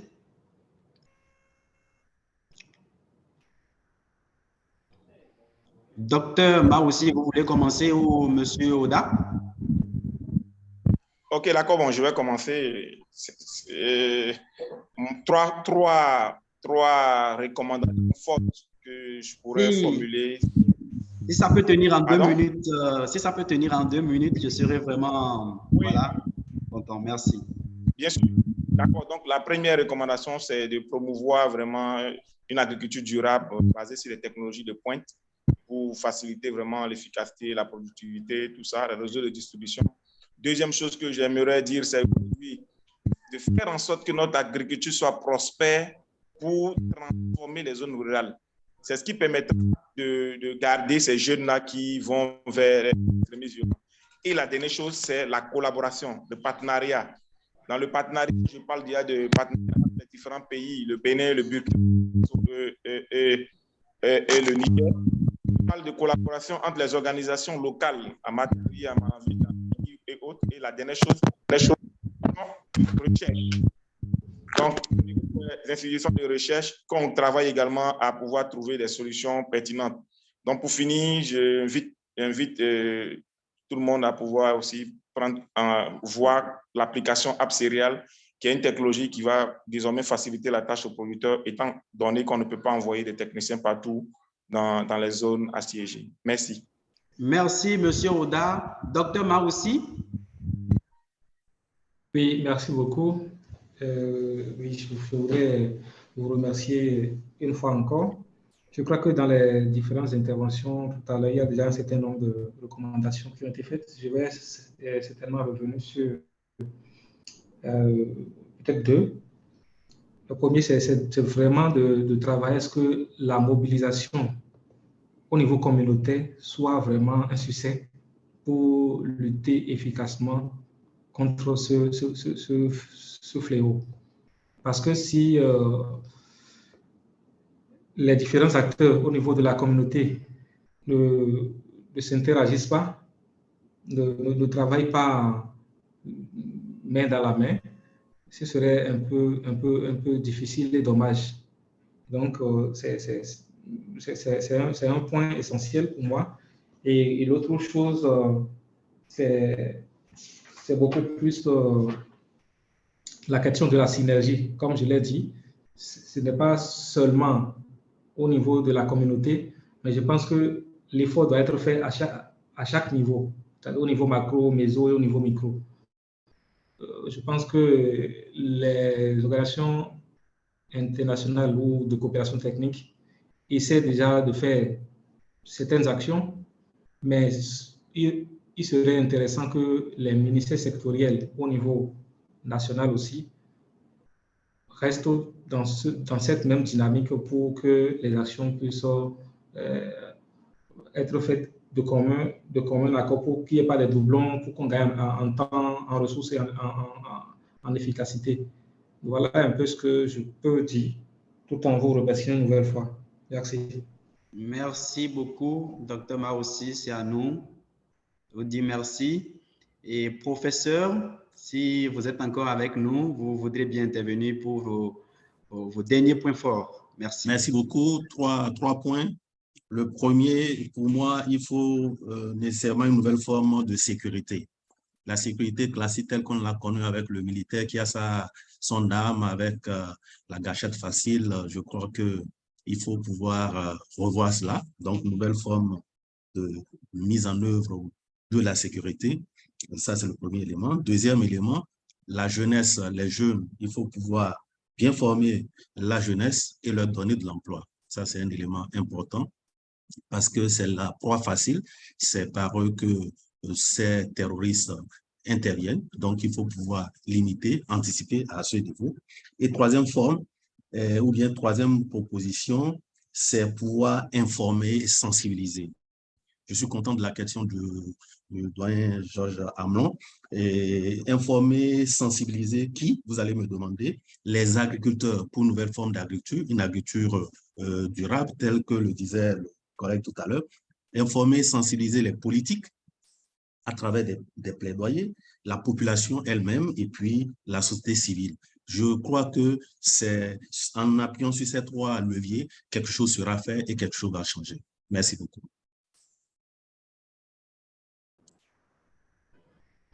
Merci beaucoup, professeur, pour cette dernière intervention.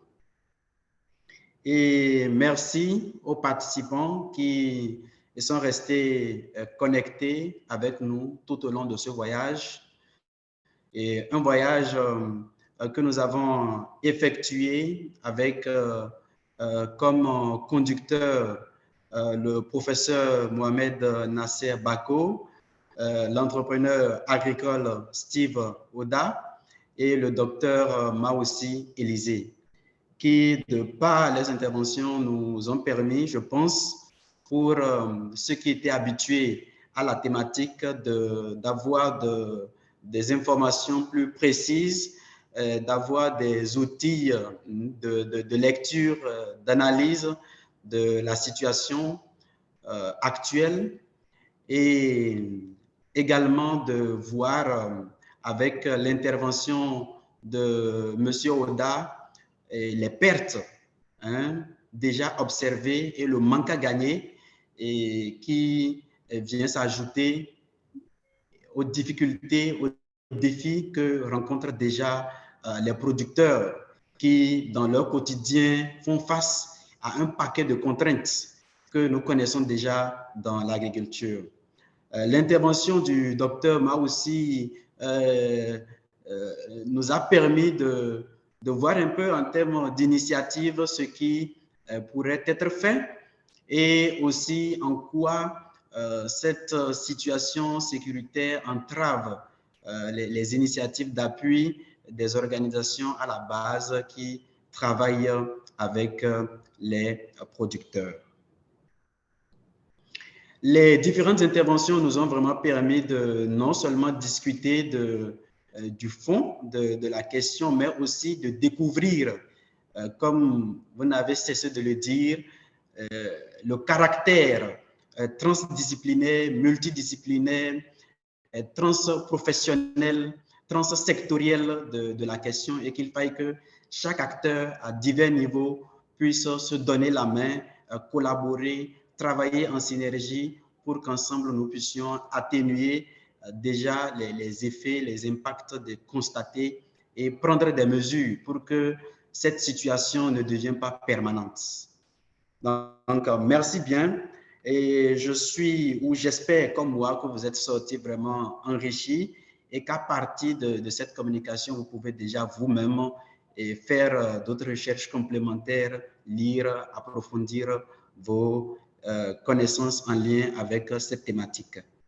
Et en dernier point, je voudrais surtout vous inviter à visiter le site du think tank sur lequel vous avez des productions de connaissances, d'articles et notamment les points forts, les grandes lignes de cet échange que nous avons eu ce soir seront disponibles sur le site du think tank. Donc, je vais inviter la directrice du groupe de recherche sur l'agriculture, l'environnement et le climat pour une intervention et voilà, en guise des derniers points pour la clôture de cet échange que nous avons eu. Merci bien. Merci beaucoup, Ronald, et merci à tous nos panélistes d'avoir accepté notre invitation et de nous avoir nourris de leurs connaissances. Je suis du domaine agricole, mais aujourd'hui, j'ai énormément appris par rapport à la situation sécuritaire du pays, à tout ce qui se met en œuvre pour lutter contre l'insécurité alimentaire, on va dire ça comme ça. Merci à tous d'être restés avec nous jusqu'au bout et nous sommes désolés pour ceux qui n'ont pas pu poser leurs questions. Nous n'avions plus suffisamment de temps pour vous donner la parole. Peut-être que pour nos prochains rendez-vous, vous serez là et vous aurez beaucoup plus de temps pour poser vos questions. Comme l'a dit Ronald, vous pouvez nous suivre sur notre site internet www.siaf.org et sur nos différentes plateformes sur les réseaux sociaux, Facebook, Twitter et LinkedIn. C'est tout simplement le nom du think tank Civic Academy for African Future. Donc, si vous tapez ça sur les différentes plateformes, vous pouvez nous suivre pour suivre ce qu'on fait au jour le jour et ce qu'on partage comme travail scientifique. Merci infiniment d'avoir participé à ce webinaire et nous espérons que vous serez aussi avec nous pour nos prochains SIAF panels. Merci beaucoup. Merci infiniment.